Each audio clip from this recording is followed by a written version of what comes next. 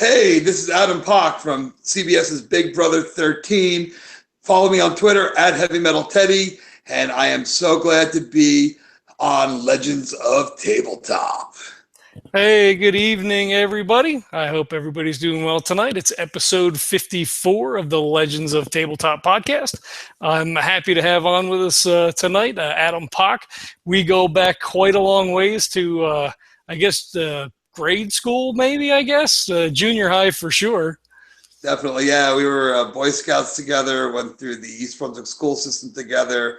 And in honor of coming on the show, I shaved my head to look like you. Oh, wait, no, I'm just fucking bald. That's awesome. We're gonna have a little bit of a different kind of show tonight. Normally we talk about geeky games and Dungeons and Dragons and all that kind of stuff. Tonight we're gonna be talking quite a bit about Big Brother, since that's what Adam's got his claws into. Was a third place finisher for season 13, which was pretty cool. First time I ever watched Big Brother is when I found out you were coming on, so it was interesting for me to learn a whole new reality show, I guess. Well, to explain it to some of the people watching and or listening, it was like the show King of the Nerds. I don't know if anybody watched that. Did you watch that by chance on TBS?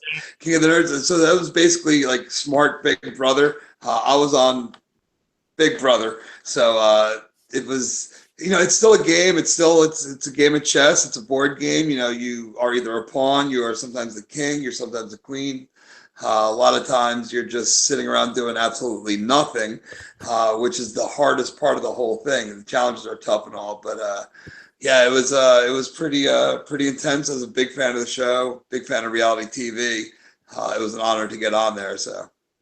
Well, what was the thing that kind of like, you're sitting home watching? I guess you watch it from the beginning. You're like, oh shit, I could do that. Let me throw my name into the ring and see what happens.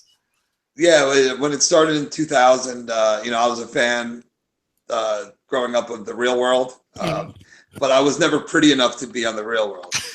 And then a show called Survivor came on in 2000, and I fell in love with that right away. I love the social aspect of it. I love people from all different backgrounds coming together because it's so interesting. We all live in the same country, but we all have completely different lifestyles and ways of thinking. So when you throw that all together in a compact atmosphere, it usually has a little bit of tension. But the difference between Survivor and The Real World was you did this for money. And then Big Brother came on that summer, and it was basically Survivor meets Real World. It was a bunch of people living together from all over the world, all over the country, competing for money inside of a house. And, we were Boy Scouts together. I loved going camping for 3 days. Yeah. I don't know if I could do camping for 3 weeks. I definitely can't do it for 39 days that they do on Survivor. So I'm like, well, Big Brother's a little bit longer, but you have beds. You don't have to sleep in a tree or anything.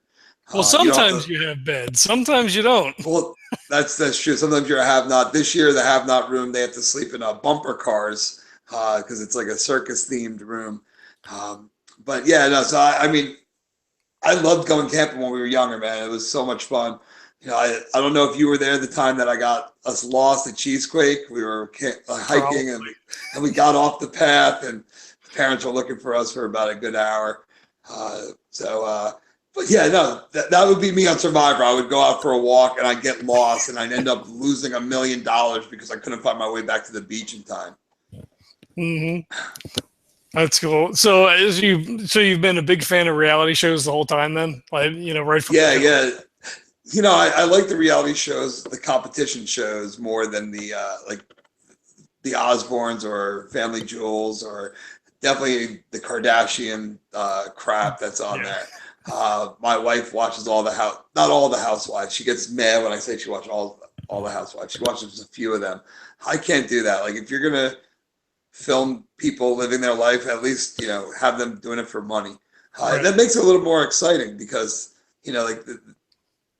when you're playing that game, it's the 7 deadly sins, and greed is definitely one of the deadly sins. And what people do, and I'm sure it's the same in the gaming world. I mean, I haven't played Dungeons and Dragons since you know, elementary, junior high years.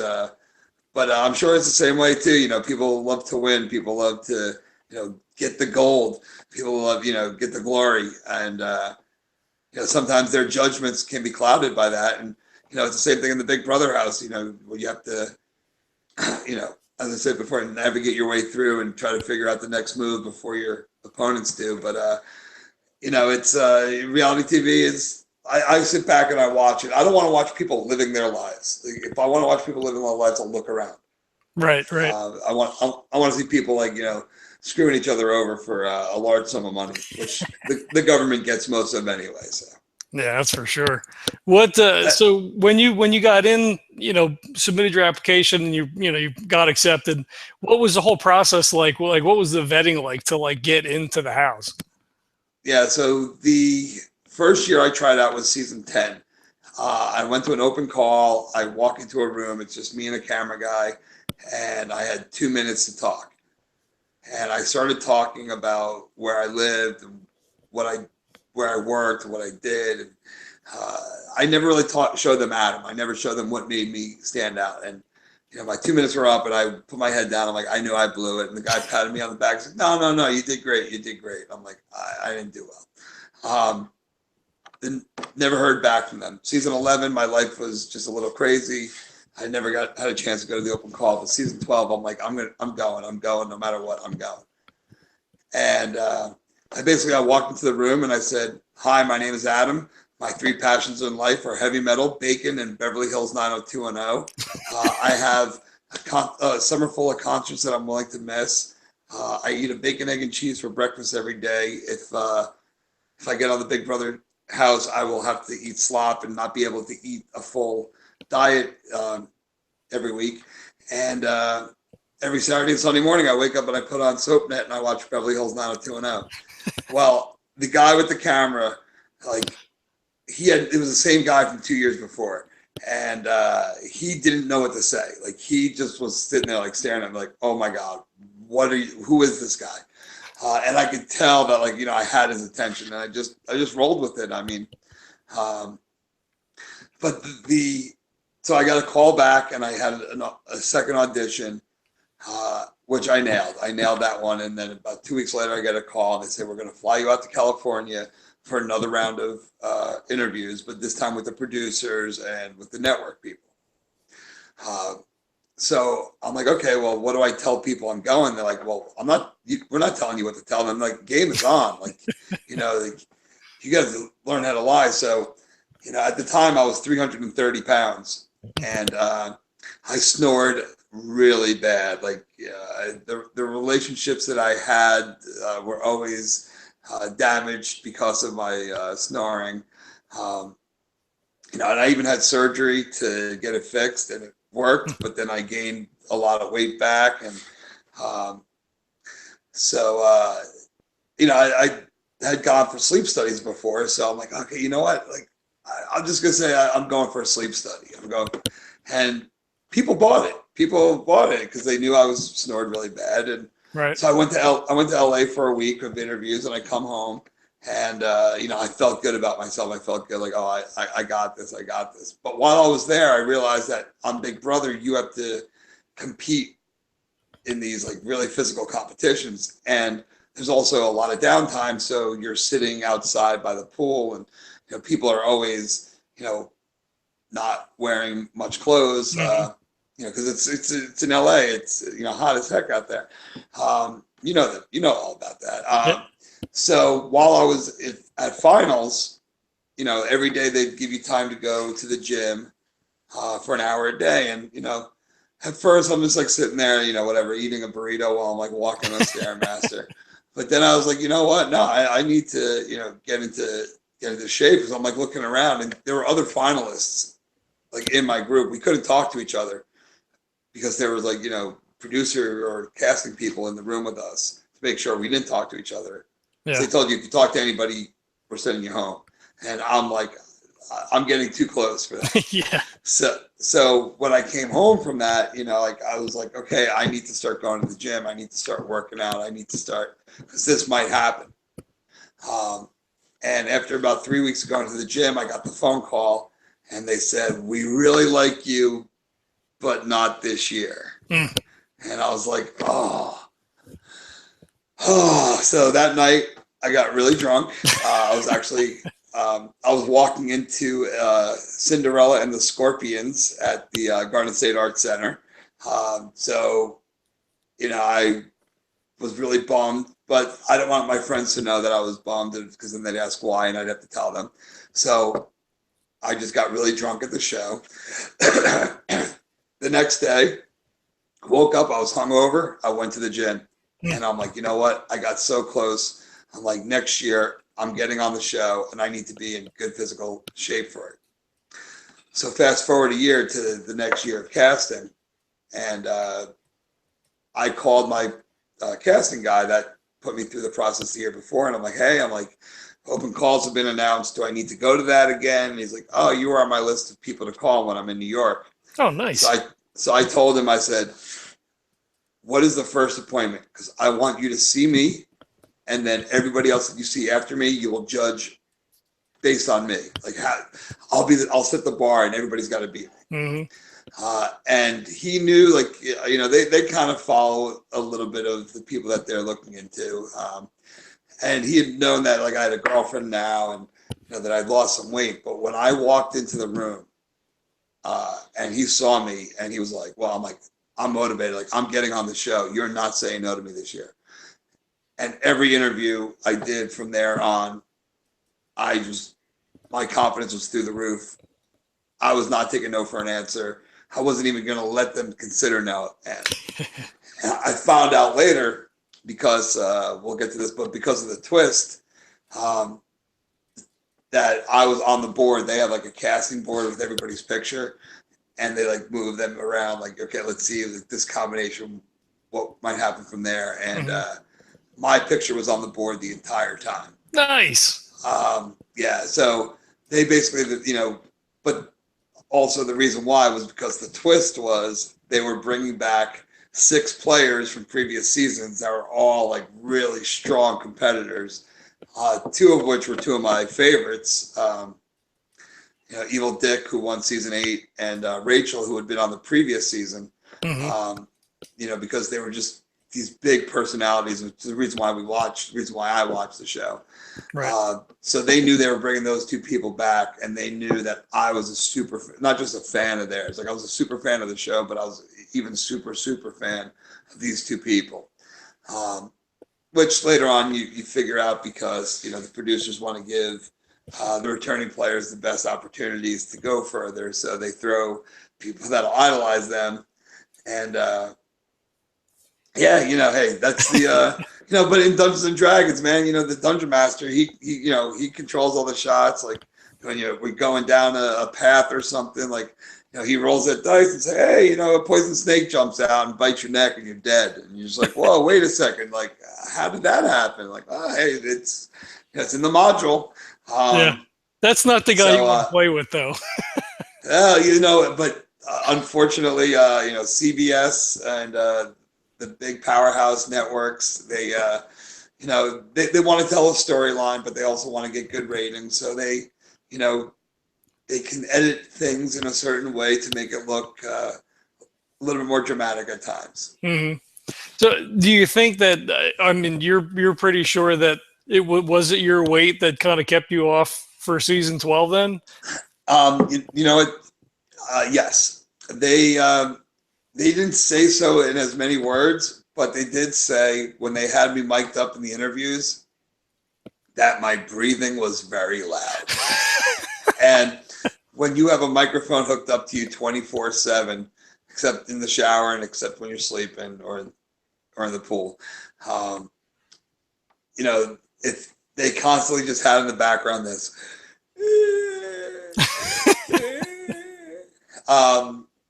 and it's funny. Well, it's not funny, but like, I never noticed it. I never noticed it as the person doing the wheezing. Yeah. Because I guess it's like white noise to me. But when it's on the microphone and they have to listen to every word you're saying, like, I'd probably be in a conversation, a bunch of people talking great strategy, and all they hear is, So yeah, but again, my confidence also, just losing 100 pounds, having a girlfriend, just being like so much, more secure about myself. Because I mean, John, you knew me. I was a weirdo growing up. I was a weird kid in school. A you lot of know, us. yeah, exactly. But it's funny how the weirdos are now the cool people, and the cool people are now the weirdos, or at Hmm. least that's what I like to say. But no, honestly, like everybody's a geek, everybody's a nerd in their own way. Like there's things that if you fix cars, then you're a nerd about cars. Yeah, you're super We're passionate. Yeah. yeah. So it's just because somebody's super passionate is different than you're super passionate. It's whatever. It's all good now. That's the society. But growing up, it wasn't that kumbaya. It was Hmm. there were a lot of times where what you did and how you did it. You know, pissed off the cool people, so they would like do wedgies or whatever it was back then. I Yeah. don't know. Do kids still give each other wedgies? You have a teenage daughter. Did she ever say, "Oh, this kid got a wedgie in school the other day"? No, not so much. I think maybe it's different with girls. They ignore each other and they say hurtful things or whatever. The boys, they just shoot each other now or whatever. True, You know. true, true. No, and we're not condoning that. We're not condoning that.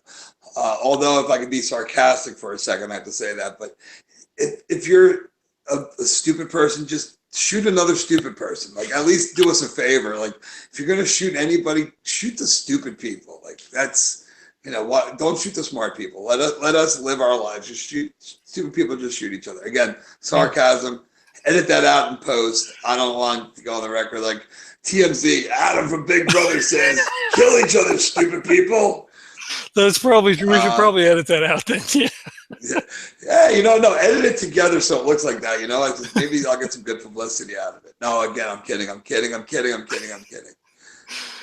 I guess that's more of a thing that you have to worry about than I would. Like, for me, fuck, I don't care what anybody says, but I guess, well, and so what's that like then? So, relatively anonymous person going about your day, doing your job, and now it's like you're on TV for, Right. 3 months out of the year, like prime time in the Yeah, summer. yeah. Like, how does that change your whole life dynamic now? Well, like I've always led a rather interesting life, I'd say. Like I'm passionate about, as I said, heavy metal, Bacon, Beverly Hills 90210. I would, travel for concerts. I would, go to food festivals, especially Bacon festivals. Never went to a Beverly Hills 90210 convention, but that's because they didn't have one yet. But nowadays they have like these rewind cons or whatever. Or Comic Cons now turn into like, if you were ever I'm sure I can go to a Comic Con and like set up a booth and charge like 33 cents for my autograph. Um, but no, and I work in the music business. I work for Sony Music now for the last 11, 12 years. Jeez. But I've been, music business my whole life. So I've always been on the other side of the camera. So for me, it's a lot more humbling because I'm more of a fan. Like I'm a fan that got on the show to get on the show to play the game that I love to play or love to watch. There are people that get on the show to become famous. Hmm. And to those people, like, hey, there have been a couple that have become famous, but a majority of them don't become famous. Right. So for me, it's very humbling. And, I give back. I do a lot of charity events with the reality crew. I've done some breast cancer events out in California. Uh, Run by Jillian from Survivor. I've done Toys for Tots up in New Hampshire for a couple of years with the Big Brother fan club. Um, and, at these events, I get to meet other super fans. And, some of them love me on the show and can't wait to meet me. Others of them, I'll see them like giving me like a snarky look or, and I'm like, hey, you're obviously rooting for Danielle, the person that I could have saved, but I didn't save, and she was one of the fan favorites. But I Yeah. saved Jeff, who was another one of the fan favorites. So the people that don't like me on the show, I try to say, give me a minute, like let's talk, let's get one on one, Yeah. and like, then you'll see who I am instead of the person that they thought I was on TV. Mm. So for me, it's great to just interact with other fans because, like I said, I'm a fan first. I'm a fan that was lucky enough to get on the show that I love. A lot of people that are not so nice to me on Twitter or social media in general. They are people that are not happy with their life or jealous that I did what they wanted to do. So that's why, and I always say like all jealousy is just, sorry, haters are just jealous fans. If you Hmm. hate somebody, it's not because you hate that person. You're just jealous for what they're doing that you're not doing. Yep. Um, but there's got to come a point where it's like, okay, well, this is what I have that they don't, and that's unfortunate out there that there's a lot of people, especially now with the internet age, and it's a lot less like real life social interaction now, it's social media interaction. So Right. people will say the most hurtful, hateful things because they would never say it to your face. Yeah, they can Although say I it in anonymity. right. Right, and I'm sure again in your gaming world, there's plenty of that. I don't know how if this is geeky enough for you, but I had Call of Duty, and I would play, with the headset on, and like just people is like talking so much smack, like, oh, another headshot, get out of the room, like, what, like, why can't we just play and have fun, man? Like just be like, I got you, come on, man, like, Hmm. or like, hey, you know what? Here, I'm going to sit right here and wait for you. Like, no, you have the people like, being strong bullies or whatever word you want to use these days. But, Well, it's, especially with video games, like that's the thing. Like, even my brother plays, he plays in a league for hockey. Every year they pick up whatever the new NHL is, and even friends are like, ah, fuck you, no, I fucking stomp your ass. Like, I mean, that's just video games. Like, I think that's just the mindset. But if it's people you don't know, I mean, you get away with that with your buddies, but like, you're some random dude and show up and be like, all right, hey, let's play. And they're like, fuck you, noob. It's like, yeah, oh, this is not yeah, fun at all. yeah, exactly. Like, come on, man. Like, I'm trying to enjoy it too. Yeah. But hey, you know what? We could have a whole show just about negativity and hate in this world, and it won't do any good. Ooh, okay. Although you know what, you had to pull up that mug. Now we're gonna hate on you. I'm gonna hate on you. Um, Can't we all all right, just get along? we're not gonna go there. We at least we both root for the same division. There we go. I'll be nice with that. Well, I Hey, what's that was. like to How does being an that Eagles work? fan out in Cardinal territory? They think Well, they're the better bird, don't they? before we get to that, well, let's back Uh, up for a bit. You lived in New Jersey forever. How are you a Dallas fan? okay, well, my brother. I know everybody else out there does not know my brother, but my brother was a Giants fan, and growing up in the '70s, the Cowboys would play the Giants twice a year. The Cowboys were on Thanksgiving. And usually when the Cowboys played the Giants, they would beat them. So seeing them on TV all the time and beating my brother's team and watching my brother get mad, made me happy. So there we go. Okay. Oh man, this was therapy. Like I figured out why I hate bullying so much because I did it as a kid. Um, no. Yeah, my brother and I always had a sibling rivalry. So he was a Lakers fan in the '80s, so I rooted for the Celtics. He was a Mets fan. I'm a Yankees fan. He was a Giants fan, a Cowboys fan. I liked hockey first, so I liked the Devils, and he's sort of liking the Flyers. Um, But you so could have been an Eagles fan. Like you were just like one little decision away from. yes, and thank God I never went down that road. Yeah, well, All those years of winning the division and going to the playoffs and almost making it to the Super Bowl and then making it to the Super Bowl and then losing every time. It's yeah. I might be a Cowboy fan. The Cowboys may have sucked for 20 years. We're probably still going to suck as long as Tony Romo is quarterback. Yep. I'm sure we lost the half of your audience that was even watching this in the first place by talking about sports. If you're still watching, good for you. But so that's how I became a Cowboys fan. But I'm good spirited about it. Everybody makes fun of the Cowboys. They haven't won in 20 years, but at least we've won Super Bowls. We have five. We I have know. I five. don't need to hear about it. Five. Well, there's in Arizona. There's so many transplants out here that it's. And I gave when they signed Vic, I boycotted. I hadn't watched a game until he was off the team. I just completely stopped watching. I'm not, and it sucked because they played him here all the time. They were every time I would come home from work, they were on. I'm like, son of a bitch.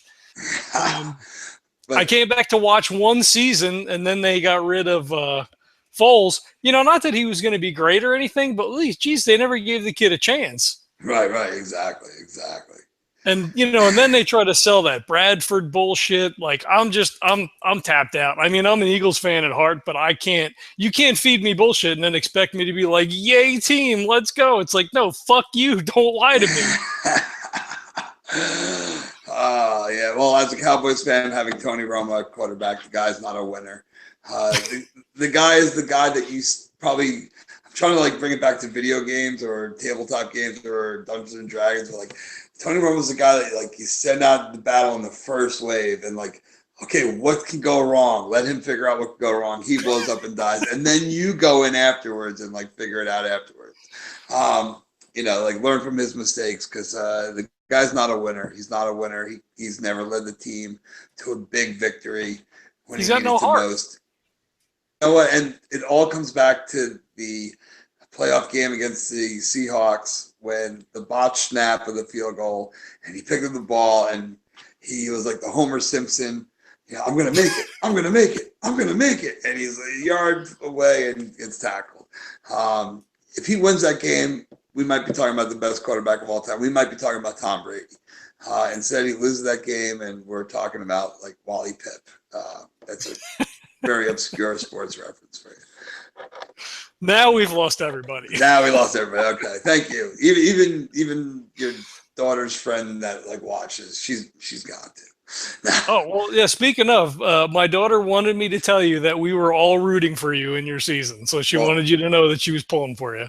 thank you, thank you. And that's what's so funny is because no matter where I am in the country, um, I it was a lot more obviously right when I first got off the show, but I still get recognized. I still have people come up to me and recognize me. And it's never like, one specific demographic of people. It's, the best was I was running between planes and an airport and I just stopped at a bar to get iced coffee because I didn't want to wait online at the at Dunkin' Donuts. I'm like, just give me a large coffee and a cup of ice. And the girl looked at me and she's like, "Oh my God, you're out of a Big Brother." I'm like, "Oh, thanks." I'm like, "Can you hurry up? I have like 30 minutes to get across the thing." But no, so I ended up getting the coffee for free. So when I was coming home, I had a little bit more time. I was flying to the airport, same airport, and I stopped, and the same woman was working. I'm like, "Hey, look, I'm really sorry." I'm like, I sat down and I talked to her for a little bit. But yeah, and then the other good thing about it is my friends that never watched before, they never watched the show before, they never even heard of it. They started watching and now they are obsessed with the show. Now they're the ones like texting me, like even before I find out, because the one thing about Big Brother that's different than a lot of the other reality shows, we have the live feeds because the Yeah. show is actually being filmed while it's happening. It's not like Survivor or a lot of the other shows where they'll film it and then like 8 months later they'll play it. Like, this is going down live, so people will be texting me like, "Oh, what the hell is Paul doing?" And I'm like, "I'm at work. What did he do?" And like now I'm like, okay, I go back. And I do. I goof off at work sometimes. I hope my boss isn't watching. But like, so I'll put up the feeds of like, "Oh my God, I can't believe he did that." And start getting like 5 years ago, like when I would post something on Facebook about Big Brother, like, "Stop talking about that stupid show." And now they're like, "Yo, man, are you doing another viewing party?" So it's it's pretty funny how people that never watch reality shows, I'm the reason they got into it. Mhm. What's funny too is the music industry connection. The season after I was on, there was a girl, Jen City, that was in the band Kitty. And she was on the show. So then, I've been in the music field for 20 years and I have a lot of metal friends in the music field. So all these people that never watched the show but watch because of me, they're like, "Oh, thank God." They were actually so pissed off that I made it so far and lost because they had to watch. Like if I was the first out, they wouldn't have to waste 3 months watching it. Yeah, Instead, yeah. they watched the entire time, and I came home with no money. So like, okay, now that the show's over, we never have to watch again. Well, then the next year, Gen City gets on. I'm like, oh, it's my girl, Gen City. Oh man, now I gotta watch again. And again, it's like Hmm. any other addictive thing. Like, the first time you do something, you might be like, okay, but if you do it twice and do it 3 times, the next thing you know, you're addicted. And Hmm. yeah, so the friends of mine that like get more into the show now than even I do is pretty amusing. Well, it's easy to get sucked into that stuff because you've got big personalities. You start to learn the lingo, and then you sort of get wrapped up in some of the strategy. And like, oh, is he really gonna get into alliance with that guy? And oh, why are they? It's just it kind of just takes over. And hot chicks in bikinis walking around the Chicks in backyard. So bikinis. that's always fun. Like when people are coming to you, like especially me. Even though I was in a relationship at the time, that's why if I was outside and all the girls were in their bikinis, I had my sunglasses on, no matter what, no matter what. So they come over like campaigning for votes, like they're on the block, and I'm just like sitting there, like, yeah, and just staring at their cleavage. Um, so hey, I'm a guy, and you got the girls walking around in bikinis. Yeah. So like, what are you supposed to do? Not look at them? That's even more insulting. You'd be like, okay, yeah, I can't look at you when you talk, or go put That's some part of their clothes on. strategy. Well, That's all exactly. intentional. But that's also part of my strategy to make it look like, oh yeah, heck. But you know what? Again, like I think that was a good part of my whole personality too, was having the girlfriend, because the year before I didn't have a girlfriend. This way, like it's the whole thing, like why do women hit on married men? Because they know that these people are committed. They know that they're a good guy, because somebody out there, loves them enough. So I figured, the fact that I had a girlfriend made me less threatening, because I wasn't the old creepy guy. I Yeah, was yeah. just the old, not so creepy, but creepy, a little bit creepy guy. But yeah, if I was a single guy and like, the girls walk around in a bikini and I'm like, I get caught looking at them, they're like, ew, pervert. Like, oh, he probably misses his girlfriend's boobies. Okay, I'll wiggle him a little bit. Now, does CBS encourage less clothing? Like, do they say it but not say it? Like, how does that play out over the Uh, course of the summer? I I think even though I lost 100 pounds between season 12 and 13 when I got on, they still wanted me to keep my clothes on as much as possible. Um, there was I had that one punishment where for a week I had to wear an elf suit. So I'm other weeks that there are people that have to wear these unitards, which they have done, like the humilitard. They Yeah, did the like clown tard. So and it usually is an attractive woman, but then they had Frank he was a carrot tard where he had to wear a carrot suit. But for some reason, the elf suit was not a tight unitard. The elf suit was a big baggy thing, because yeah, they didn't want me running around the house in a unitard, and uh, I probably did not want to run around the house in a unitard, because for the people out there that don't know, I am Jewish, and I can prove it. But I did not need everybody else to take. I wanted them to take my word for it. They didn't need to. They didn't need to see what was going on there. that's fair. Uh, how so? Like three. I mean, you made the whole thing. I mean, you were up to the end. So like 3 months. How hard is that to not know? Like even new. Like it's hard enough. Not being able to talk to your girlfriend or your parents or whatever. Like you don't get news. You don't get anything. Nothing. And you know what? Honestly, it was that part of it was easy. Like because you know we are old enough to remember a time where you found out if your baseball team won or lost by looking in the newspaper the next day. Like you didn't have it on your phone. So it really brought me back to just like let that go. Just let it go. Let everything go. Um, it was hard not being able to talk to my family and friends. But the whole thing, like before I went on the show, my girlfriend, who's now my wife, she wasn't a fan of the show. And I told her, I'm like, I can talk to you. You can't talk to me, but you could see me. I can't see you. So I would every night at 10:10, because the day I asked her to be my girlfriend was October 10th. So every night at 10:10, I would give a shout out to her. 1010, love you, baby, love you, Para. And I got the other people in the house to do it also, or like they would tell me, "Hey, Adam, it's 5 after 10, get ready." Um, but so being able to have that, like, okay, well, you could see me and you could hear me, so like it's kind of like half of a conversation and Yeah. half of a conversation. So, but that was hard, and like my brother and I have always had a weird relationship, but like his birthday happened while I was in the house, and I wasn't with them.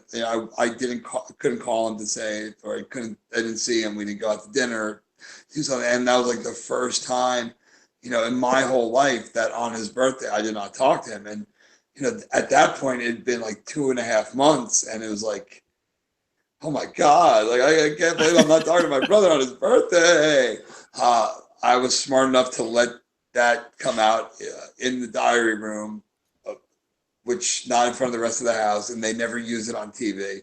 Hmm. Because that's the whole thing too. Like that's another reason why I love watching, but in the house I was very conscious of like not crying on camera because man, I mean, people are. I'm not a pretty girl. I'm not a pretty person to begin with, but nobody has a pretty crying face. So if you're Mhm. already ugly to begin with, having an ugly crying face, that's not what I wanted. Like, I know what was out there in the meme world and in the GIF world, Mhm. even back in 2011. I know if I started crying, like that's all. Like people would just like isolate that, like, oh, look at the big man crying. Ah. Yeah, no, I know. So I got my one good cry out in there, but being disconnected from the world, man, I'll tell you what, it was awesome. It really was awesome. Um, Not knowing what was going on in the world, I figured if anything really bad happened, they'll tell me.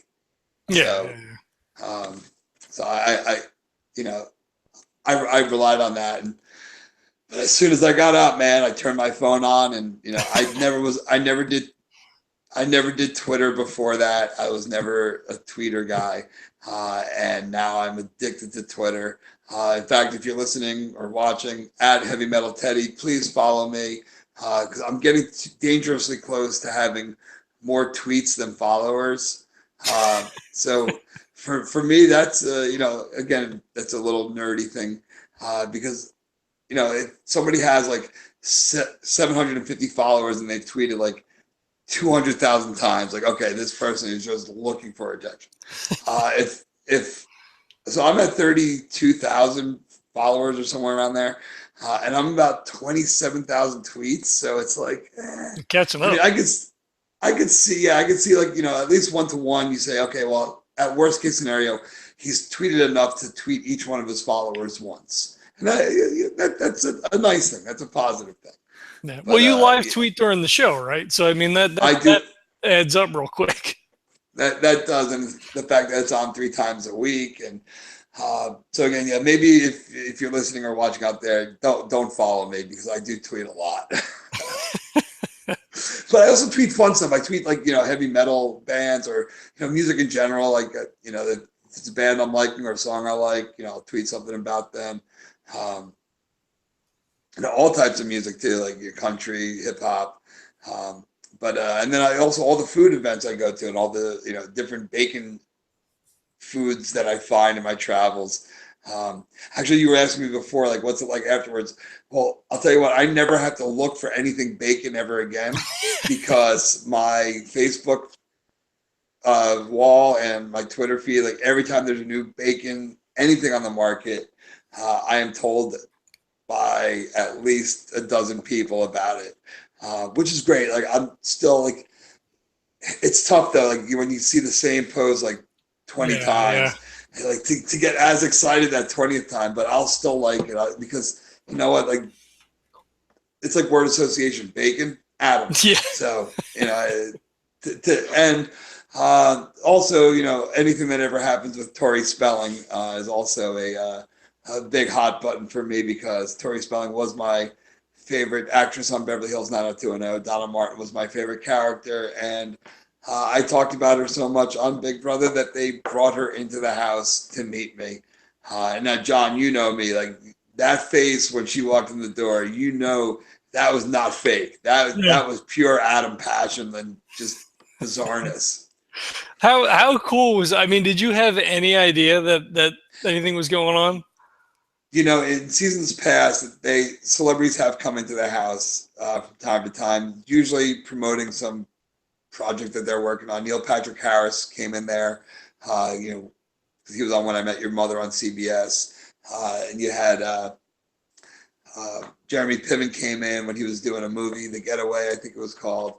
And then even our season, they had David Hasselhoff come into the house during a competition to promote the TV show Same Name, where a celebrity and a normal person that have the same name, their lives they like switch lives for a day. So there was a David Hasselhoff living in Texas as a farmer, and he switched places with David Hasselhoff, the actor. So it's pretty funny. But so I figured out worst case scenario if I said her name enough or talked about Beverly Hills, not like she would at least know who I was. Hmm. Um, and my birthday happened in the house. My 40th birthday was August 7th, and I dressed up in nice clothes that day. I'm like, okay, you know what?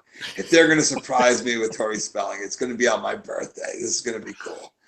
And there's actually a clip of me in the show, like standing by the door, saying, "Tori, are you out there?" And that was on my birthday.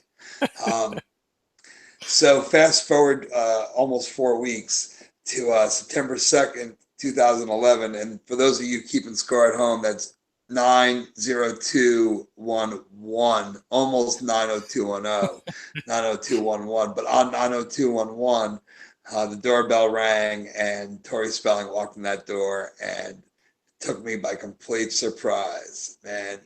Like what they didn't show on the as I was giving the tour of the house, like I actually walked into a wall talking to her. And there was like a fuse box on the wall, which there was actually no fuses in it, but it was just there for decoration. And like I clipped myself on that. I was like, oh, because I was just so focused on her being in the Yeah. house. And even now, I still get a little giddy talking about it. So, usually at most of my events that I do, charity or fun, viewing party events, I usually wear a bacon shirt. Like right now, I'm wearing Tasty Hmm. Salt and Pig Parts, or I wear a metal shirt. But this year at the premiere party, I wore a Donna Martin T-shirt, bright Nice. blue. But I know how to brand myself.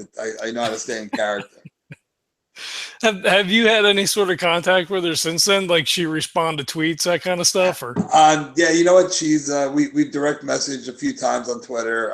She was in New York about a year after, a little bit over a year after I got out of the house, and she was doing a book signing in Midtown Manhattan. So I, was like, hey, Farrah and I are going to come by. Is that cool? And she just wrote back totes. Oh, okay. So we go down to the Barnes and Noble, and there's a little bit of a line.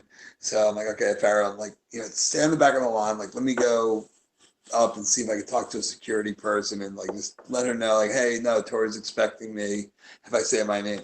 So um, I see somebody and I'm like, oh, hey, I'm, Tori, Adam, big brother. And the guy's like, oh, okay, yeah, I'll be right back. And then some other guy comes over and I'm like, oh, yeah, Adam, Tori. He's like, oh, no, it's like, if you want to see her, you got to get through me.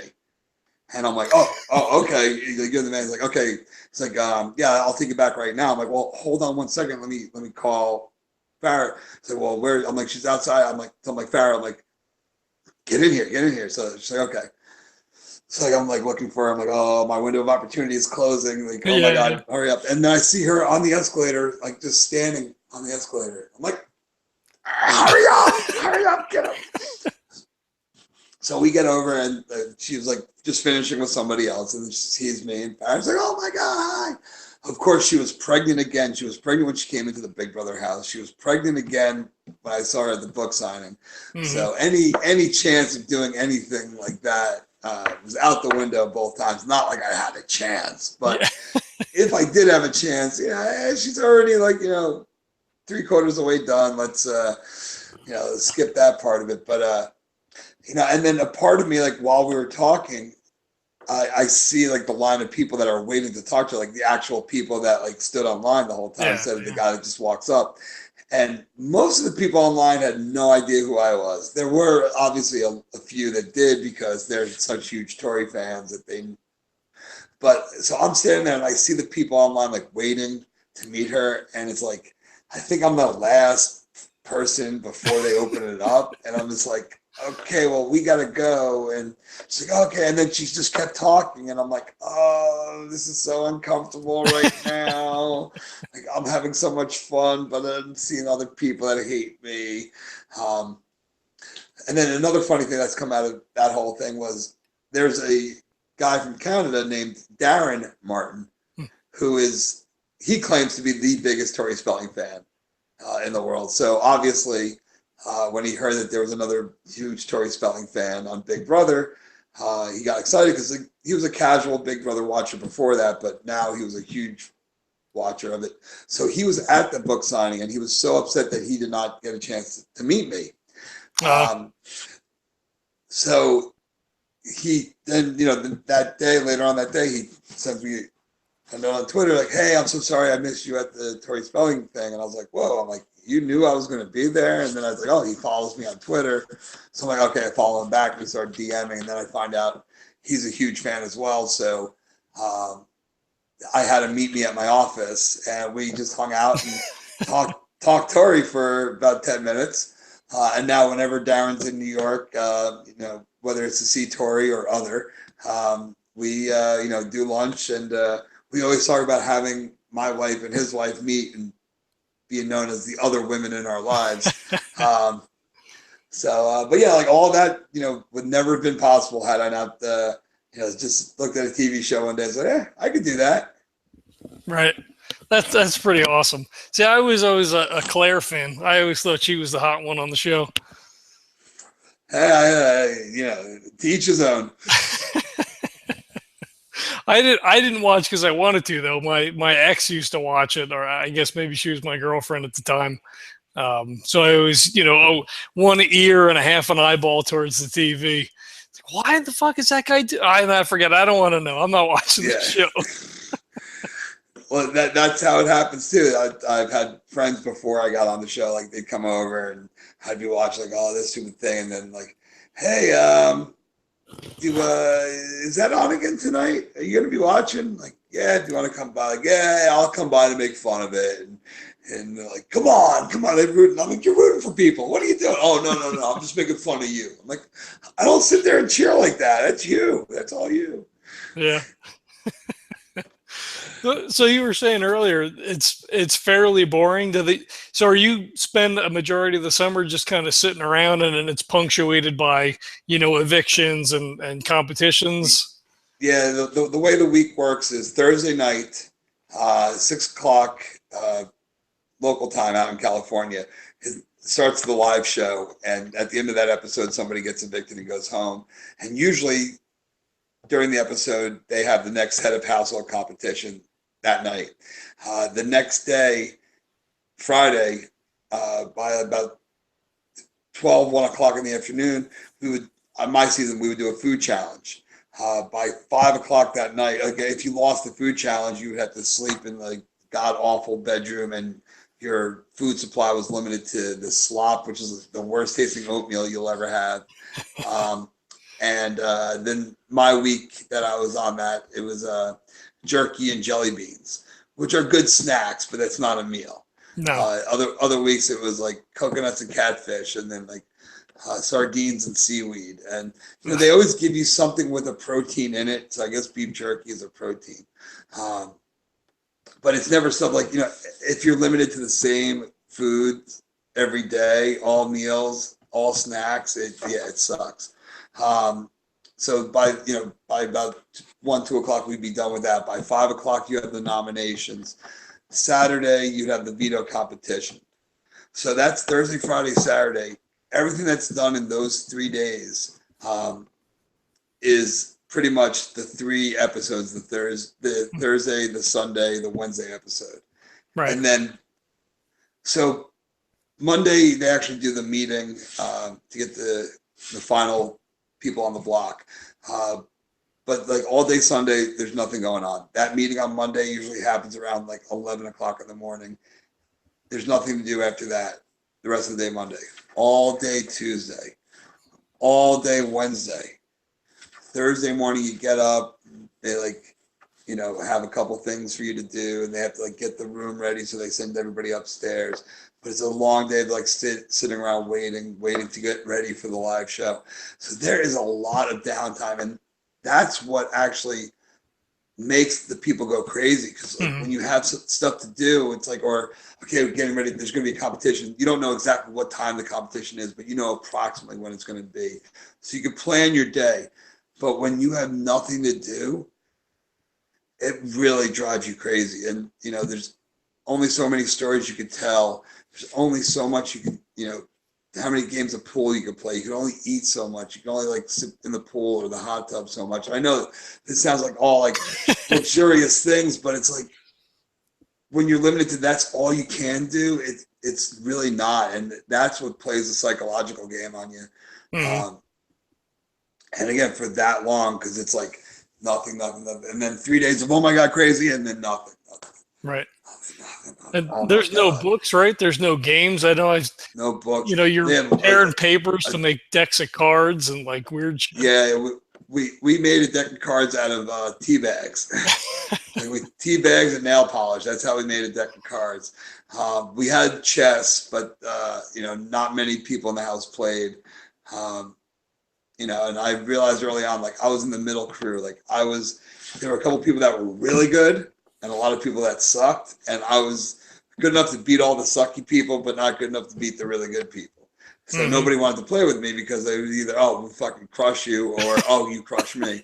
So the dumb people played against each other, and then the smart people played against each other. And I was like, okay. I'm like, Mm-hmm. wait, you should do that. You should do that. Go sit down. Go ahead.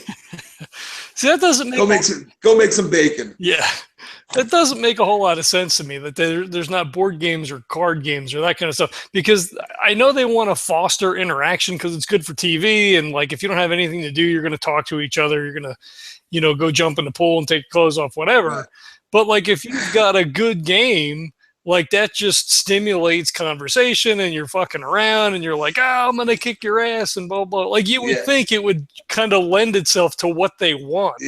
You know, we came up with our own games.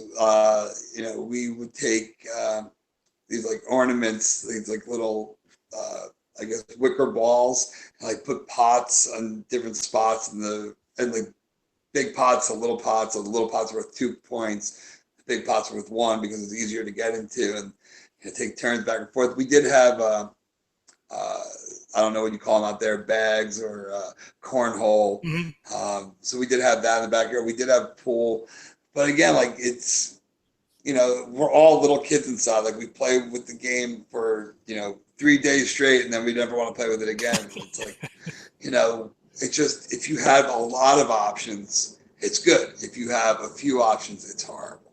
Yeah. Because you get so bored of it, you get so stagnant of it, and you know, which is why like we come up with our own games. But after a few weeks of playing that, we're like, okay, this is dumb. We're throwing balls into pots. Like, what are we thinking? Like, how bad is that? Well, they need to leave some dungeon masters guides and some player handbooks in there. You know what? I haven't played that in years, but I'm sure I could pick that up pretty quick. I'm sure I could. I'm sure I'd be better at D&D than I was at chess. You know, I don't know how many hit points it takes these days to take down an orc, but I'm willing to roll that 20-sided die until the cows come home. Do you do any like board gaming or anything like that, or you're You know, I love Monopoly. I love Parcheesi. Nobody ever wants to play Parcheesi with me though, because I'm the Parcheesi champion. mm-hmm. Not really, but I did love that. But no, honestly, like you know, I I play Angry Birds. I play Angry Birds Star Wars because Star Wars is cool, and Angry Birds are cool. But no, even with like video games, like you know, other than that one year that I had Xbox Live and I was playing Call of Duty, you know, I'm usually if I'm playing video games, I'm playing football or golf. I suck at golf in real life, but man, I kill it on the links on PGA 19 or whatever the heck's out there. I don't even know. I Uh, play I have EA Golf on my phone with like all these challenges, like you have to get a hole in one from, this far away, stuff like that. And, but yeah, no, that's the extent of my video game thing. Uh, Candy Crush, I've been known to crush a few levels of Candy Crush. Not gonna lie, I'm a pretty good crusher. Uh, I but had no, Bejeweled Blitz on my phone for a while, and I finally took it off. I'm like, "What are you doing? Like, get that out of here with this shit." I had the 2048 for a while until I realized like that thing just sucks your battery dry. I don't know why. Like some apps like where barely take anything, and other apps like you have it open for like 10 minutes. You look at your phone, you went down 40%. Like what? You Hmm. know. Do you But Pokemon Go or no? you know what? I am so anti Pokemon Go. I am so anti that. For the one reason, like, okay, so I didn't really know, I didn't understand it at first, and everybody was doing it, and I'm like, okay, I at least if I'm gonna hate something, at least let me learn about it before I hate it.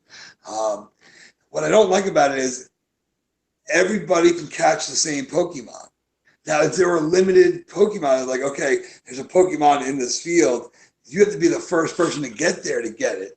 Hmm. Then see that would be cool. That would be interesting. But then you would definitely have people shooting each other trying to get Pokemon. You would definitely, Probably, and yeah. so it's probably better that it doesn't. But I think that's would make it more exciting because then it would really be a real life video game. And I think I'm not sure if there's any gamers out there, but coming up with an app like that, like for a game of like hide and seek or of some sorts, or like where you actually have to go and but only one person can find these certain things. This way, whoever can get there first, whoever can use their resources the smartest. Hmm. Um, I think that would have definitely added a better element to that game. So let's see if they actually do that next. Which I mean, I see that as the next logical step. But In this world, but it's a good thing because then you heard stories about like people just like in a park at like 1 a.m. just like all catching hanging out. Pokemon and just hanging out, and Yeah. it. So I'm not anti Pokemon. I just wish the game was a little bit more real lifey.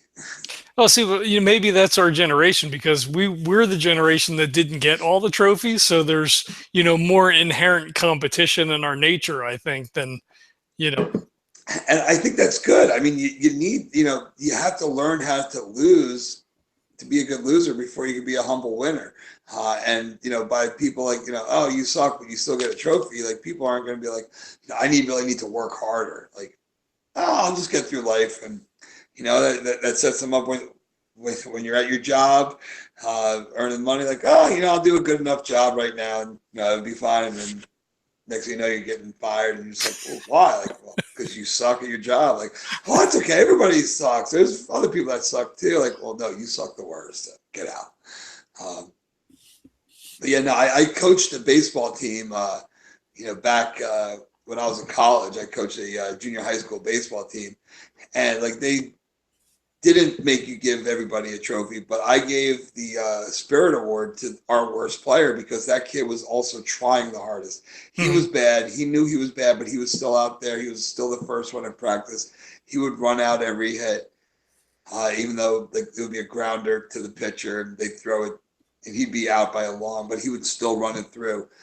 And I gave him an award because he deserved it and he earned Yeah. it. Um, and not and like other people are like well usually it's like the best player on the team the captain of the team gets the spirit. I'm like no, I'm like this kid was the worst player but he showed the most spirit. So and I hopefully I had that hopefully that kid did not shoot up a school at all in the last game. Why are we why does it keep going back to that dark stuff? I'm sorry. I, I don't know. Well, I'm not a that. That's too hard to edit out. We'll let it ride. Just disregard that.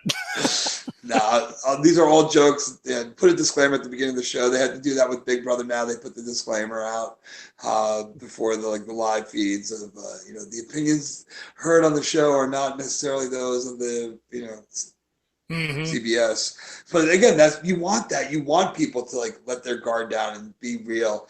Um, and that was something a couple seasons ago. There was a lot of racism going on in the house, And I think it was actually a good thing because it sparked conversations with people and made the people on the outside a little bit more aware of what was going on. And the people that were in there that were doing it, there's nobody telling them to stop. So because the producers aren't going to tell them, oh, stop being racist. It's good for Because that's television. exactly. I mean, well, it's good TV. I don't know if it's good for television, but Well, it's good yeah. TV. But like a few of them when they got out and they got the harsh reality hit them in the face that hey, you were pretty racist inside that house. They went back and like reevaluated how they lived and like whoa, I need to like care a little bit more, be a little bit more responsible for what's going on around me. Mhm. Do you chalk that up as stress of being in the house, or were they more like, no, that guy was a fucking asshole? A little from column A, a little from column B. No, it's that environment is just not a real life environment. So people's reactions to unrealistic problems, it's so unknown, and that's what makes, in my opinion, the show great. Is you don't know how people are going to react when put in situations, and people at home like, oh, I would have done this. No, you can't say that with 100% certainty. You would say, I wish I would do this, but when you're actually in those situations, you don't have time to think about it, and sometimes the worst comes out of people. But again, giving them, being able to look back on it. And again, I went into the house, I was 39 years old. I've had a lifetime of experiences. You have a lot of people that go on these shows that are in their early 20s. Hmm. They don't know the consequences of their actions. They just, because they've been, especially now, they've been fed this, everybody gets a trophy or, oh, you're special too. So like they don't realize that every action has a reaction and, like you can't just do and say whatever you think is the right thing. You actually have to like think about it and then make the right decisions. Hmm. Yeah, Or when you're make on TV, everything that you say is put under the microscope. So, yeah, that's thank God I was pretty aware of that as a super fan. So I watched my mouth constantly. I said a lot of dumb stuff, but I was never going to use the R word, never use the N word, and not even in a joking way. Never going to call anybody any like really hurtful names. Like if the people that were screwing me over in the game, like I stood up for myself, um, but I did not take it to like a personal attack level that some of my other house guests my season took it to different levels and. I I wasn't about that kind of drama. Like I was trying to play, a more honest game, but I realized that like when you tell the truth, nobody believes you. right. Um, and also sometimes it's better not to say anything. So I just sit there and keep my mouth shut because knowledge and information is power. So like just being aware of what was going on around me, which again does not make for great TV, and I know that. And if anybody is watching that, like watch this show, like I might have come off as like not this big, loud, abrasive character. But that's because I knew, like, you say the wrong thing to the wrong person at the wrong time, and you're going home, and your chance for $500,000 is gone. I finished Final Three. I lost because I sucked at a competition. I sucked at many of the competitions, but in particular, the last two competitions, if I win either one of them, then I'm probably sitting in the final two seats. Whether I win or not, it's another story. But Sure. um, a lot of people that tried to make big moves and tried to like overplay things and overthink things, they went home way too early. In their opinion, in my opinion, no, they went home at the right time. But they, and that's the whole thing is, in games, and I'm sure in your gaming too, like sometimes you have to know when to be aggressive, sometimes you have to know when to be passive, and especially like if there's multiple armies going at each other, uh, sit back, eat popcorn, watch them kill each other. Just makes your road to victory that much easier. And, Hmm. that's how a 39, 40-year-old, still overweight. At the time, I was a pretty bad smoker. I was smoking at least a pack a day. Oof. So, yeah, I was like, I was not in the I was in better shape than I was the year before, but still was not in great shape. But the fact that I made it to the final three by being less of a threat and just letting the bigger threats kill each other, um, because it's at least, it was pretty much one and done. Like as soon as you went out of the house, you were gone. They did have one person come back of the first four people evicted, but they started doing that more and more these last couple of seasons. That up to my season, it only happened once, and that person went right back out the door the next week.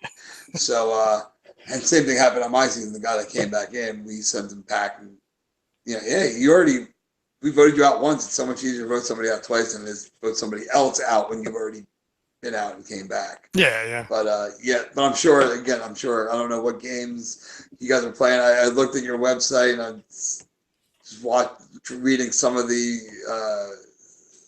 background or some of the stories of the games that you're playing. I'm just like, oh, this is way too nerdy for me. I gotta move on. Like, what's the table game that you're in part 2 right now of Demon World? Oh, it's a Death Watch. Yeah, Death Watch. It's a Warhammer 40K RPG put out by Fantasy Flight. They do Death Watch, Rogue Trader. They do a lot of the Star Wars board games. So like I don't know about Rebellion, Imperial Assault. Yeah, they do all that kind of stuff. And they have other properties too, but gotcha. Yeah, so like, I'm reading that. I'm like, okay, you're brother Luke, and he's brother Jebediah, and brother this guy, and this guy's killing this guy, and this guy's doing this, and this guy's making fudge. Like, I don't know. Again, hey, to each his own. Like, I'm sure if I log the same amount of hours I watch Big Brother, I write for a blog on Big Brother Network. I'm reading about it. I'm sure if I spent that same amount of time doing any of these games, I'd probably be a level 36 wizard by now or something. It's the same level of nerdiness, I'm sure. Yeah, exactly. Just again, we all have different passions in life. What are we the nerds of? Yeah.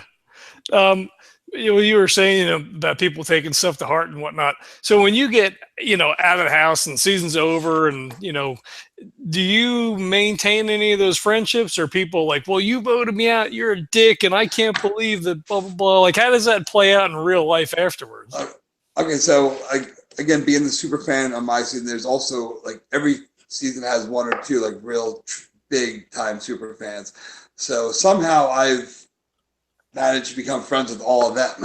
Because it's a fraternity, we're now up to the 18th season. Every year there's anywhere from like 12 to 16 people in the house. So it's a very limited number of people in this country that have actually played that game and have been through that experience.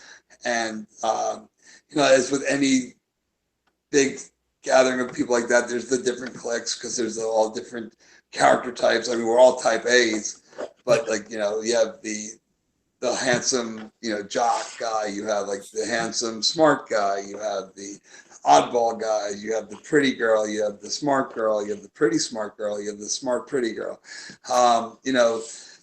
They're all pretty in some way.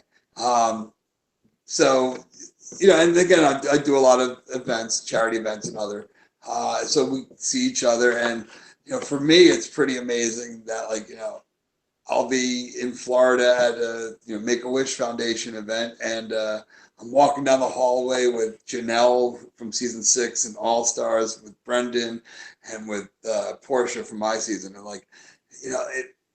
this is, as a fanboy, I'm like looking around like, oh my god, I'm like hanging out with like legends of the game and Portia. So it's pretty bizarre. And Cara Monaco, that was on season 14 of Big Brother, she's a huge rock and roll fan, heavy metal, not as heavy as I get sometimes, but I met her at an event in New York City during Oktoberfest. She was St. Pauli girl, and she was on the season after me, so I never met her. But I heard her talk about like one of the challenges I was in. I'm like, oh my god, a Playboy Playmate of the Year like said my name, and that geeked me out a little bit. But then when she was in New York for this thing, she's like, hey, like, I'm going to be at this bar doing a promotion. Come on by. And I'm like, okay. And I meet her and she tells me that the season I was on, she was living in the UK and she was downloading the episodes on iTunes, paying 99 cents for every episode and rooting for me. And I'm That's like, awesome. wait, what? She's like, oh, you were my favorite. She's like, rock and roll. And she like, threw up the metal horns at me. I'm like, what? I'm like, you're Playboy Playmate of the Year.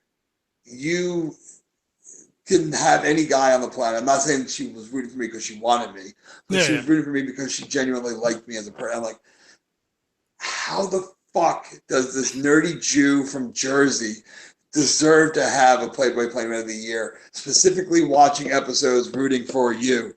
Like, nah, it was that's just.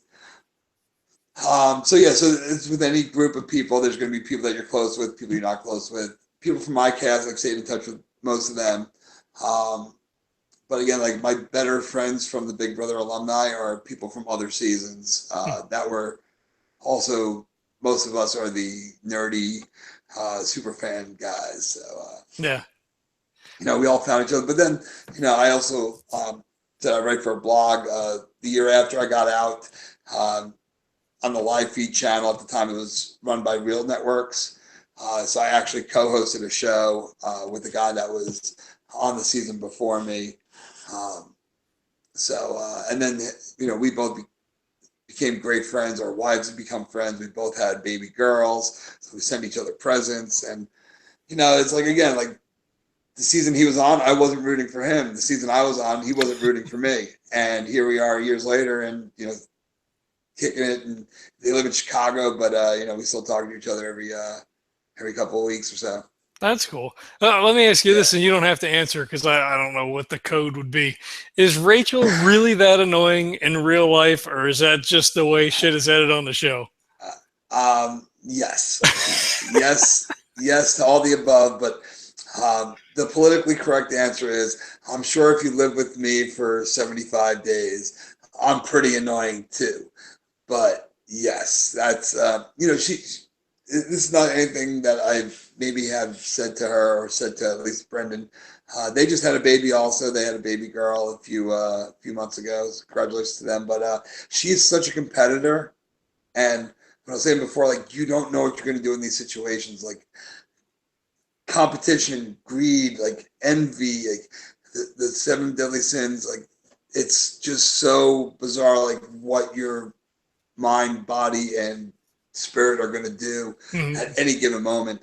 Um, but there were times where she just loved playing the victim so much that even when she wasn't the victim, she made herself into the victim. And, that was kind of when she was down, like you couldn't talk to her. She was Mhm. mopey. When she was winning, she was gloating. She was in your face. Um, so at the very end of the show, I was the last person voted out.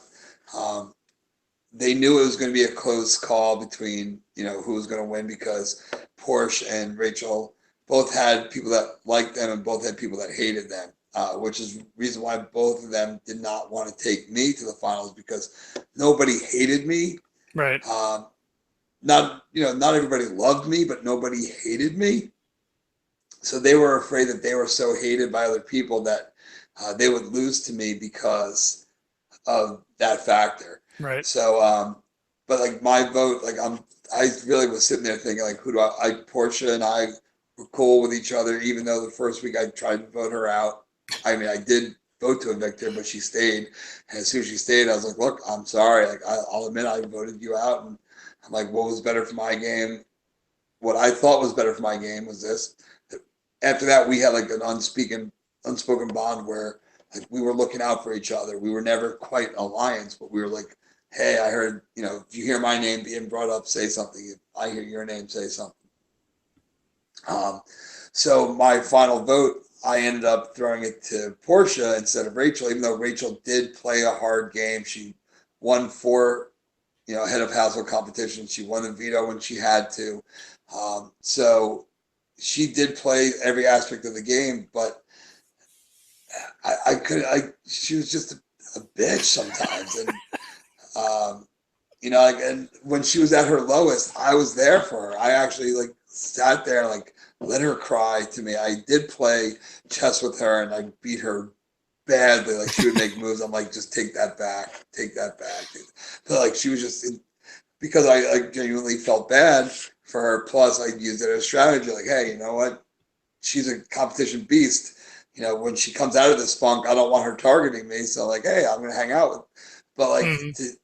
so for her to vote me out and get rid of me on the last night instead of the person that like was the one torturing her and tormenting her when she was at her lowest, I was the one that was actually there for her at her lowest. So it came down to it. I'm like, you know what, you're not getting my vote, and turned out she didn't need my vote. Um, she won anyway. She won $500,000, and the next day she went on the talk, and Julie Chen asked her, like, is everything okay now? The game's over. Same question you just asked me, like, you put it aside. And she's like, I still can't believe Adam didn't vote for me. And and so the day after she won $500,000, she's at parties telling people not to talk to me because I didn't vote for her. Mm. You had 500,000 reasons to be happy and one to be upset. Uh, which avenue do you take? And she showed me, but that was also the day after it happened. Fast forward years later, we do events now together. We're cool with each other. Right. Send baby pictures back and forth. They have the same stroller that we have. I told them like, oh, that's a great stroller. Yeah, definitely get the City Mini. Like, so it's weird because you're in these situations where, like I said, it's not real life. It's not real life. So you get to know the people in real life, and some of the people I thought were cool, either on the show with me or people that I watch I thought were cool, and then actually meet them and be like, yeah, that dude's a dick. And then other people that like I was big fans of that I meet, and like I'm even bigger fans of them as people than I was as players. So, I think I fully answered that question, sir. Well, that's cool when people either meet or exceed that expectation. It's really cool because you don't know, especially reality TV. It's like regular people thrust into weird situations or whatever. But same like with musicians and sports players and things. I got to meet Kurt Elling in Chicago one year at a little club that he plays in, and you're somewhat trepidatious. You go in and you're like, hey, I listen to your music, you're cool guy or whatever. And he was the nicest guy. Like, he walked in, he was greeting all the people sitting around. Oh, I've never seen you before, thanks for coming out, blah blah blah. Got a hug, got a picture. Like, it was the coolest thing in the world. Yeah, when they say be careful about meeting your heroes because sometimes they'll ruin it. I remember as a kid meeting Johnny Bench, a baseball player. My brother and I at the time, this is how young we were. We were both Cincinnati Reds fans. I think it was like 1975, 76, but that's when they were winning. So we're sitting outside the hotel, waiting to try to get autographs from players. And Johnny Bench walked like right by us with two girls on his arms. And like, we're these little kids, like, oh my God, our favorite player is walking right past us. And, I don't have time for you, Mm-hmm. but then, I've also through the music business met a lot of people, a lot of musicians that were like, super cool. Like, I'm bigger fans of them now after meeting them, just because they were cool people as well. And then other ones that like, were complete douchebags. So, again, that's why, never judge somebody. Like, I never judge somebody on first appearance. Yeah, of course, everybody does. But like, I don't hate somebody or love somebody until I actually spend 5 minutes, 10 minutes talking to them, get to know them. Um, and again, that was, part of my personality, which made me great on Big Brother was, I have had so many different life experiences. I learned from my father, treat everybody the same, this way. If you treat certain people certain ways, other people other ways, then you forget who you're dealing with, and it hurts you in life. Just treat everybody the same, and you can't ever screw up with that. And I remember my father, like, the same jokes he would say to the janitor of the building that he worked at, he'd say to the president of the company. So it was, Mm-hmm. so being able to adapt and find a common ground, and yeah, after you talk to somebody, if they're a dick, you walk away like, okay, well, they're a dick. Now I know. But you don't you can't just look at somebody and be like, okay, that guy's a dick, or hey, that guy's cool. So Right. All right. Yeah, I'm guessing it's getting kind of late for you over there. I guess we could probably start into the end of the show here. right on it. For you metalheads out there, it's 2 minutes to midnight here in New York. Nice. I didn't even Actually, realize. actually, New Jersey. Not Lee, New Jersey. Yes, but I'm 15 minutes from New York City. So Close enough. it's just easier to tell people I'm from New York. Hmm. All right. Well, we've got 5 geeky questions here for the end of the show. We call the final 5. So you go yes or no, and we get out of here. Or if you've like, well, yes, because blah blah blah. I think your people will realize by now I like to hear myself talk. So Nothing wrong with that. nothing wrong with that. Go for it. All right. Star Trek or Star Wars? Star Wars, hands down. Okay, look at that. They're kind of faded. They're kind of faded, but these are Darth Vader Vans. I also have the New Hope Vans, but I've never put them on. And I never will. They're still in the box. Star Wars all the way. You went to go see the new movie then? I went to see that. You know what? And I'm probably going to lose any respect right now, but I love Jar Jar Binks. Oh my I loved God. him in the first week. You needed the comic relief in there. You needed a little Misan Jar Jar Binks. Again, to pass on Hayden Christensen's acting so bad, but I was still, to this day, Empire Strikes Back, opening sequence in the Hoth planet, that is hands down my favorite part of any Star Wars movie ever. Yeah, Empire is definitely the best movie out of all of them. Oh yeah. The bad guys win. The bad guys win that one. Yeah, everything's a clusterfuck at the end of the movie, and you're like, oh my God, what's happening? Yeah, Luke loses his arm. R2D2 and C3PO are doing something weird. Yeah, definitely. I'm assuming you're gonna go see Rogue One then. You know what? That I heard about that coming out. I'm like, oh, this is gonna be cool. So yeah, probably. Yeah, it looks good. Looks good. All right, tabletop or video games? I'm gonna go video games just because I grew up in the '80s when the video game revolution was starting. I remember having Pac-Man on Atari, which wasn't even Pac-Man. It was a completely bastardized version of it, but used the name. But yeah, I mean, but if you want to take it a step further, like video games or pinball, like I'll take pinball any day. We got the Metallica pinball machine in my office. I got the number 2 score. The number 1 score was by some dude in one of the bands that we put out. He just like came by and started playing, and I come in the next day like, yo man, he beat your score. I'm like, God damn it. So yeah, there you go. Well, I guess would pinball be tabletop? I don't know. I probably more video game, I think. Yeah, it's got lights and bells. Right, and you get like the special sequences, like you have to spell snake, and like snake, yes, raw. Yeah, like board games don't like scream at you. Not usually. Not usually. All right, DC or Marvel?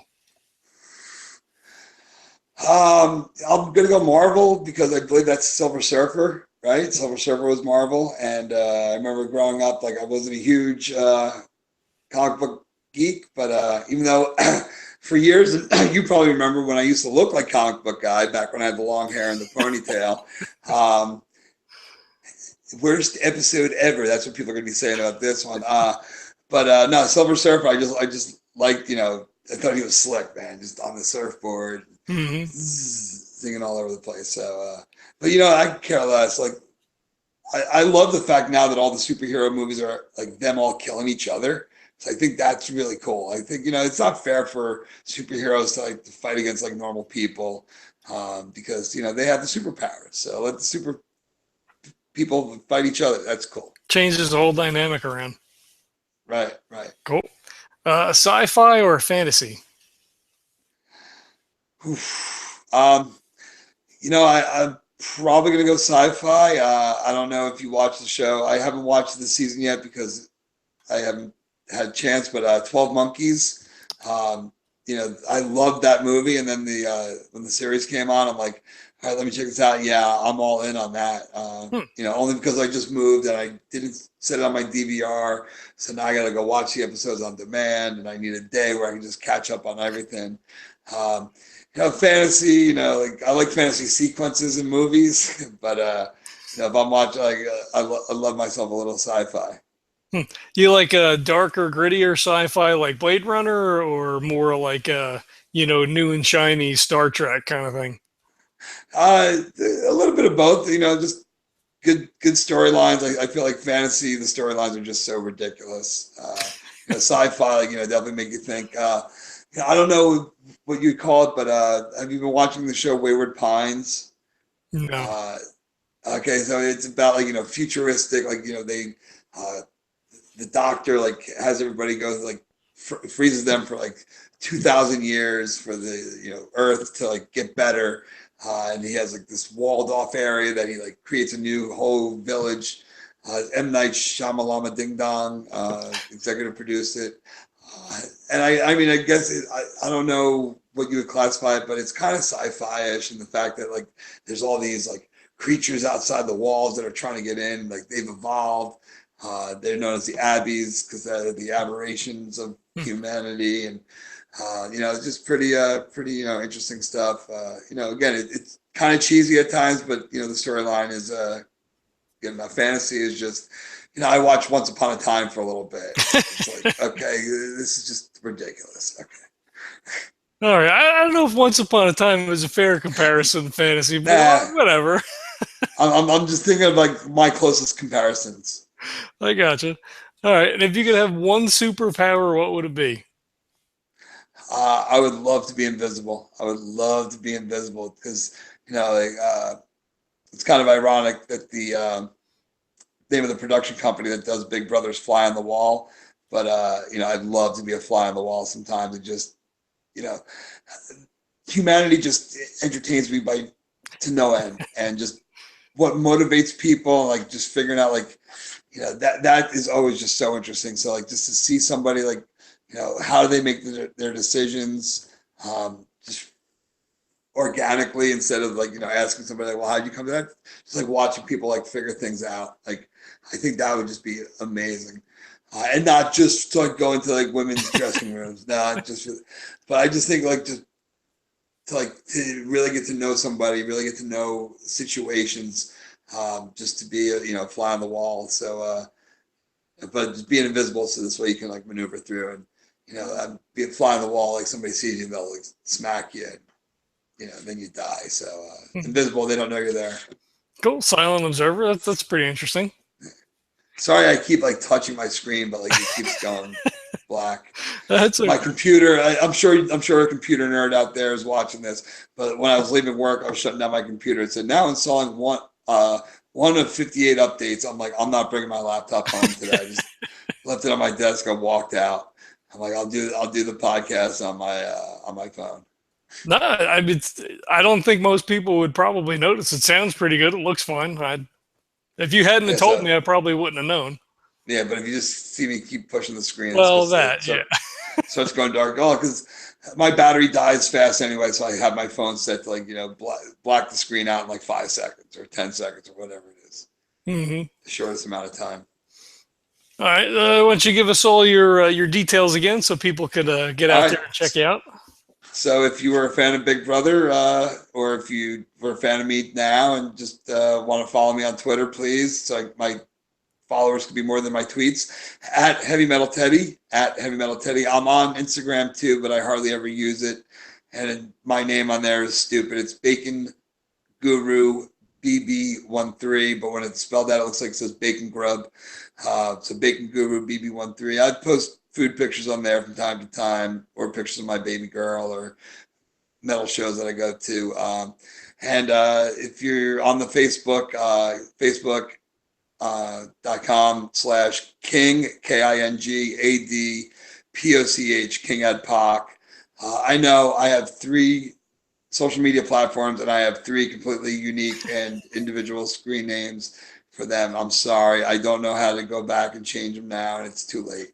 So that's how you can find me. And if you are a Big Brother fan, definitely follow me. I post my weekly column on Big Brother Network where I give out the players each week. I give them bacon if they're good. I give them tofu if they're bad. And if you're the worst person of the week, you get the Tofurkey of the Week award, which after we get off of here, I'm not going to be going right to bed. I need to do a little bit of research because I write my article every Wednesday morning. So I like to try to have as up to the minute details in my ranking system. And if you are a fan of the Boy Scouts, go Troop 61. Troop Uh, 61. we had so much fun back in the day, camping and whitewater rafting, backpacking, building bridges. And I encourage you, if you have kids out there, the Scouts are a great way to, have fun. I'm sure John will tell you our parents probably had more fun. Our fathers would have more fun on the trip sometimes than we would. Um, it's a good way just to, that's a real social network. That's a real, get to know people, get your kid, get the boys out of the house, take them into the woods for a weekend of camping and fun and dirt burgers, Yeah. and all that kind of good stuff. Yeah, meanwhile, our dads had like tablecloths with candelabras and steaks. Yeah. Well, that's what happens when you have like a world-class esque chef as one of the fathers. And wait, why are the fathers eating the crappy food the kids are having? Why don't we make some good food for a change? Yeah, those. Oh, and a couple bottles of wine, but we won't talk about that. Mm-hmm. Yeah, couldn't get away with that these days, I don't think. No. But you know what? But the fathers, you guys have a weekend where you guys all go away without the kids, and you bring your wine with you, wine and beer and what have you. But no, thank you so much for having me. Thanks for reconnecting. We've been talking on Facebook for now a few years, so it's fun to see us both living out some of our geeky passions. Yep, that's absolutely. I'm glad that you agreed, and I'm glad we got a chance to kind of hang out. You've had a lot of cool things going on for you. You got married, you bought a new house, baby girl. Like, congratulations on all that stuff. That's awesome. Yeah, when I was in my 20s and 30s, I was just having fun, and now I'm starting to live the American dream. I haven't had to yell at any kids to get off my lawn yet, but I definitely see that in my future. I think you got a couple more years before that, I think. Yeah, we'll see. We'll see. I mean, the neighborhood kids around here are either like really young or like just out of high school. So I haven't had to yell at any of the kids yet. But yeah, once these kids start turning 10, 11, start running across my lawn after I get done watering it and planting the new azaleas. Mm-hmm. There you go. That's what my life will become in my 50s and 60s. Yeah. Then you're gonna have to sit outside in your underpants while boys are coming to call on your daughter. Oh yeah. No. We have a room in the new house that has a closet, and then if you go through the closet, you get up to the attic. That is not her bedroom yet, but the first boy that comes over, that's going to be her bedroom, and she will be locked in the attic until I see fit. Should be like Rapunzel. Exactly. No, I really hope I'm not that parent, but I'm sure you have a girl, when you have a boy, you worry about one dick. When you have a girl, you worry about every dick. So Absolutely. so I have a little bit of time before that happens. I'm going to enjoy it while I can. Yeah, I'm living that now. Well, good luck to you, my brother. But no, thank you again for having me. Thanks for everybody for listening and watching. Hopefully, it was different and fun. Not your average everyday other 53 podcasts. Spice it up a little bit every now and then. Order off the specials menu. Mm-hmm. We get a little Szechuan tonight. Exactly. Woohoo! So I'll clip this audio. I'll extract all this. We'll release this as a podcast here probably Thursday afternoon. Nice. We'll tweet that out. So people who have made it this far, I guess it doesn't really matter. I probably should have said this at the beginning of the show, but yeah, we'll release this as an MP3 here coming up. So nice. People can stick that in their ear holes and take it with them to work and whatnot. Right on. Send me the link and I'll tweet it out as well. And cool. Have good times, man. Good times. Good talking to you. Yep, you too. All right, 12-12. Good night. Later. All right, I'm going to give all of our details as Adam is signing out. You can find this podcast and all of our back podcasts at legendsoftabletop.com. You can find us on SoundCloud and Stitcher and iTunes, and we're on the Google Play Store, the music section. You find us with your aggregators and whatnot. If you have questions, comments, and feedback, if you have a game that you'd like for us to review, you can send us an email at legendsoftabletop@gmail.com. We're on a lot of the other social media platforms. You can find us on Tumblr and Instagram. We have a Facebook page. There's forums, which are practically dead, but if you wanted to join, maybe we could get some games going on there. We do have some forum members that would like to get in on some games. So I want to thank everybody for checking this out. And it was a little bit of a departure from our normal episodes, but we appreciate you plowing through and hope you enjoyed it. And we'll catch you next time.